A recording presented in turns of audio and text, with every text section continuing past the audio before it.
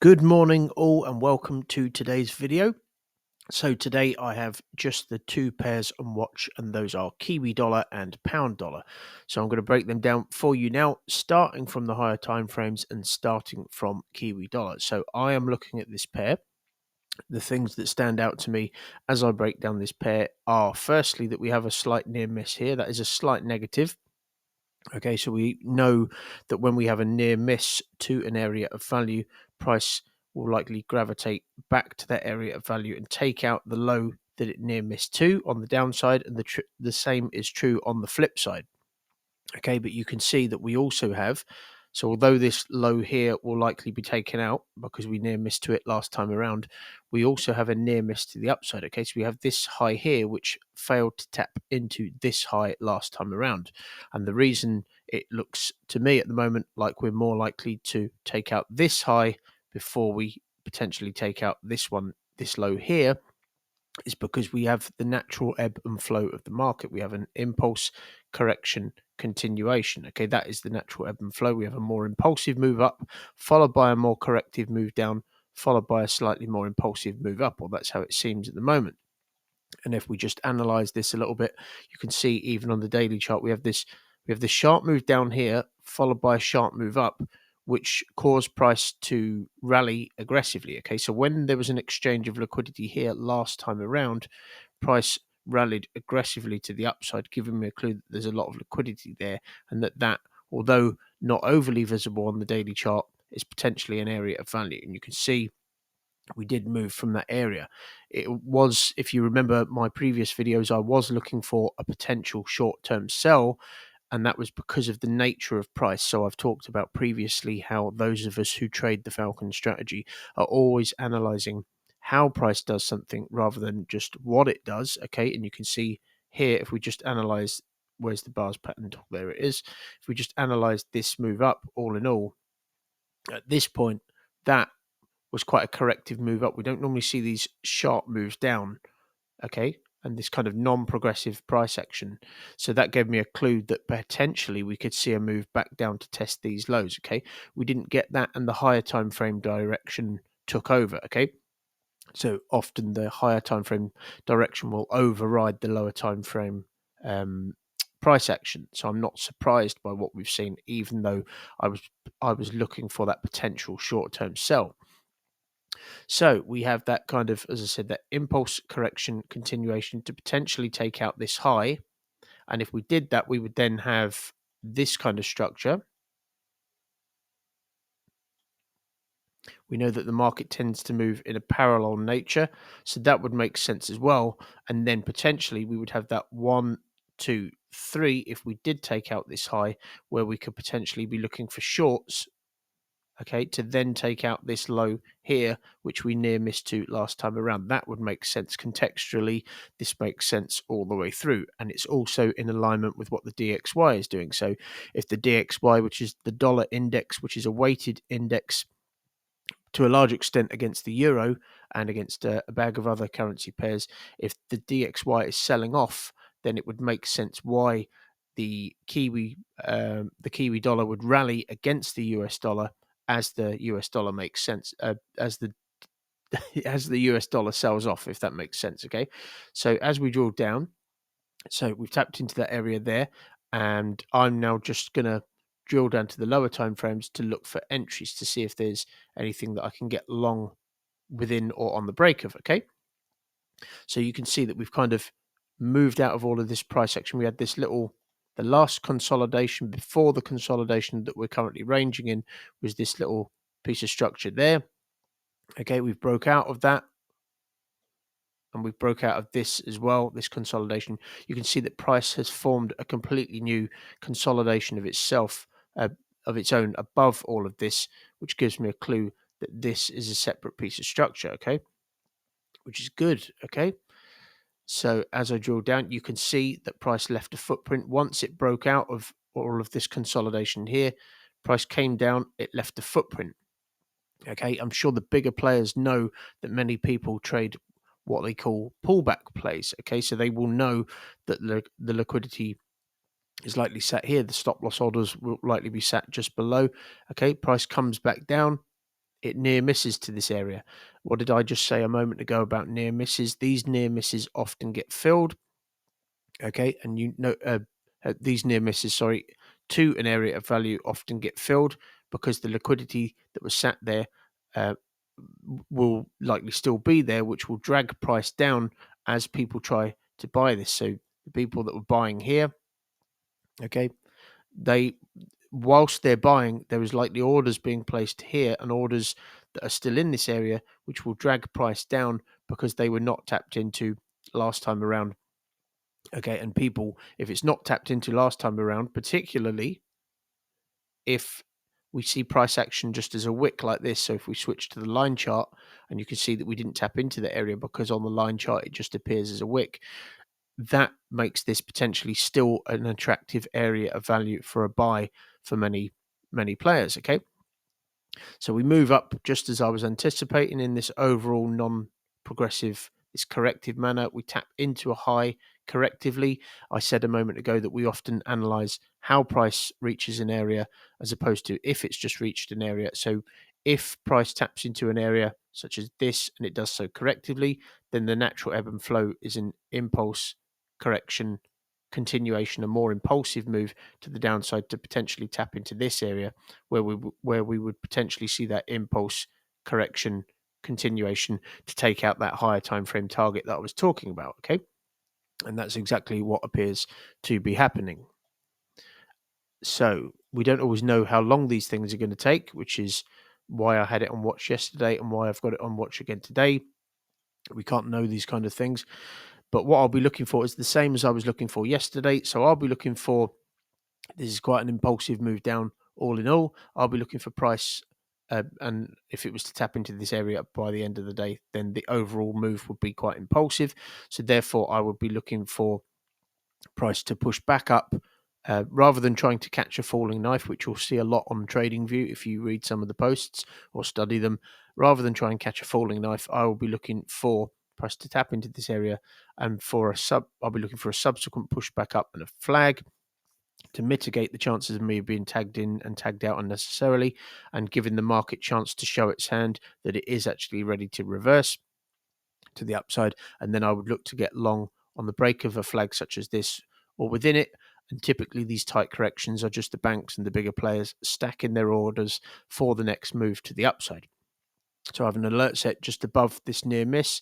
And of course, if we take out the near miss, we will likely take out that low, my area of value too. So that's what I'm going to be looking for. And then I will be able to manage this up to the top of the structure so that even if price reversed from here for whatever reason and formed something more complex, let's say we pushed up here and we started moving up correctively and we tapped into that area and came back down again to test this area, I will be able to manage this and likely walk away with a decent amount of profit, even if that was to occur. So that is Kiwi dollar. So I'm going to move on now to pound dollar. So pound dollar, similar sort of thing to some extent on the lower time frames, but on the higher time frames, you can see that we have this one. I've not put it to this wick here because, again, if we switch to the line chart, you can see that that wick there does not appear. So that gives me a clue that this is just volatility. So we have this 1, 2, 3 touch structure with a 1, 2, 3 middle section.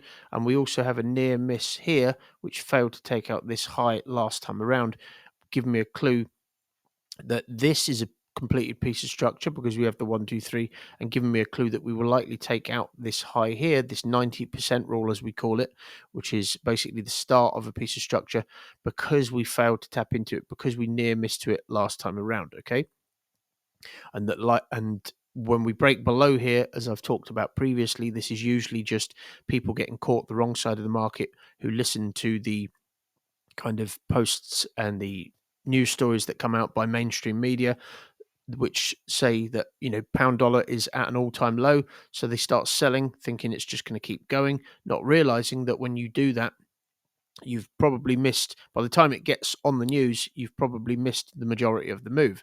So there will be a lot of FOMO in here. And of course, there will also be people believing what was previously support becomes resistance once it's broken below. And you can see evidence of that here. If we just drill down to the daily, you can see evidence of where If I just zoom in ever so slightly, you can see evidence of where people probably thought this was a retest to get short. They get short, and then they get completely washed out as price moves to the upside. So that is what we call mass psychology. That's what we call catching people the wrong side of the market. And then we also have confirmation of the move that I will be looking for by way of an impulse correction continuation, which just so happens to have a 1, 2, 3 with a 1, 2, 3 middle section, which also happens to have a 1, 2, 3 ending structure in it at the end of it with a 1, 2, 3 middle section.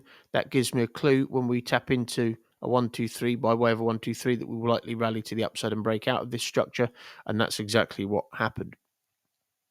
Okay, so now price action is a little bit strange to this degree, but we left a footprint again. Okay, so price left a footprint here. We did tap into that area, but then we came back down again. So I'm just seeing this as a 1, 2, 3 again with a 1, 2, 3 middle section. Okay, slightly strange price action here, and again, we don't normally move up in this kind of manner, but you can see that we do have a 1, 2, 3 structure here, and that we've broken out of that. Okay, the higher time frame direction has once again overridden the fact that we had an impulse correction continuation, potential continuation there to the downside, which had a 1, 2, 3 with a 1, 2, 3 middle section. However, the higher time frame took over and price completely blasted out of this structure and pushed to the upside. That's why it's important to do top-down analysis rather than just being camped on the lower time frames like so many retail traders that are losing money do, because you will overlook the bigger picture. Even though this looks crystal clear for a sell, okay, it didn't happen because that higher time frame direction took over. So you can see we've moved to the upside, and we have formed, as with Kiwi dollar, we've broken out of all of this consolidation, and now we have this impulse correction continuation to potentially tap into this high and tap into this high, which we near missed to last time around. So now I'm just on the lower time frames again, looking for entries. You can see that we have a bit of consolidation here. If we just analyze this in a bit more detail, okay, let's get the paintbrush, let's get the right tool on, or off rather. So let's analyze this price action, okay? So let's do a bit of pattern separating. This is what I do every morning now. I find this really helps. I don't backtest as such, but I study price action. So we come down here, we leave a bit of a footprint. We tap into that footprint, we push up. Okay, we leave another footprint, we break out of this, we leave a footprint, we move up, we tap into that footprint, and then we move up. This is where it gets interesting. Okay, so we now have this footprint. We come back down, we near miss to it. We move up, we come back down again, we near miss to that, and we near miss to here as well. Okay, so because we've near missed to here, because we've tapped into this low, okay, and we've tapped into this low, we don't necessarily need to come back down because we've washed out all of that liquidity. However, this low we near missed to, and we near missed to it again, and near missed to here. So that gives me a clue that the liquidity is likely sat here, because this is the one that was near missed to and hasn't yet been tapped into by these near misses. And of course, we came back down again. We tapped into this low, but we near missed to this one again. Okay, give me a clue that the liquidity is likely still sat there, and that remains an attractive area of value for a buy, which probably explains why when we tapped into this low here, price has moved up correctively. Okay, so when we tapped into this low, we moved up correctively all in all. Yes, we do have a bit of momentum here, but if we just use the bars pattern tool to analyze how we moved up, all in all, that is a corrective move up. Okay, so we tapped into that high and we did so correctively, which gives me a clue that this is likely just a impulse correction continuation to tap into that area of value. And another clue is the fact that when we tapped into this low, look how we've moved up. We've moved up. How did we move up from this area of value? We moved up correctively again. Okay, excuse that bit there, but we moved up in a non-progressive way, giving me a clue that people are trying to buy this, whilst the orders that are still here and being placed in this area are dragging price down. Okay, so all of this ties in. So I'm just looking for, once again, a potential impulse correction continuation, because we have an impulse correction continuation, which also has an impulse correction continuation middle section. Okay, that would give me a clue, if we tapped into this area, that those two waves would be complete, the middle section and this 1, 2, 3, and that then potentially the continuation leg of this impulse correction continuation would be ready. So with all of that in mind, what are we looking for is the following. I'll be looking for, as I was yesterday, price to tap into this area of value, followed by a push up and a flag, and we would possibly tap into the low, because we're starting to, almost looks like we're starting to build volume. So if this starts to correct, if this starts to build volume like this, then it's likely that we will push a bit lower before breaking back in. Okay, so I'm being mindful of the fact that we may be starting to build volume here, and if we do, we may tap into the low below because of the volume that's being built up here.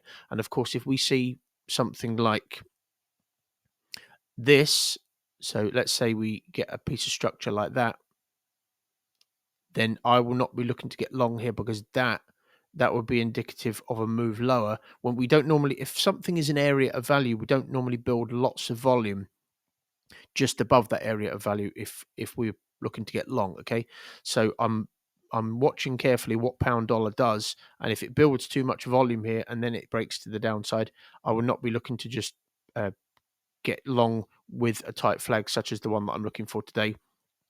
But until that happens, my forecast will be as follows. I'll be looking for price to tap into that area of value. I'll be looking for a subsequent push back up and a flag. One of the reasons being that is that we do have a little inflection point just below it. So if you were to take a risk entry from the bottom here, particularly if there's potentially volume starting to build, you could be tagged in, tagged out, price taps into the low below, so that one there, and it then pushes up, and then you've taken an unnecessary loss and potentially missed the re-entry, if there is one, because of perhaps your psychology has been affected by the previous loss. Okay, so that is the thought process on pound dollar. We shall see what pound dollar does. As I said, if it builds too much volume here, then I'll just take this off of watch, and I won't be looking to FOMO into any positions, because that's what the amateurs are doing. Okay, as professionals, we need to be treating trading like a business, and businesses don't just jump in and invest in anything just out of FOMO. Okay, that's not how you run a business. I have several income streams now, and that's not what I do with any of them. I don't just jump in. I look at things objectively, and I invest when it's sensible to do so, and I stay away when it's not. Okay, and that's how we need to be trading as professionals. Thanks very much for watching, folks. I will be back with another video, most likely tomorrow, if I have a pair or pairs on watch, or if I've placed a trade. I will break that down for you. But for now, have a great day, and I'll speak to you again soon. Thanks for watching.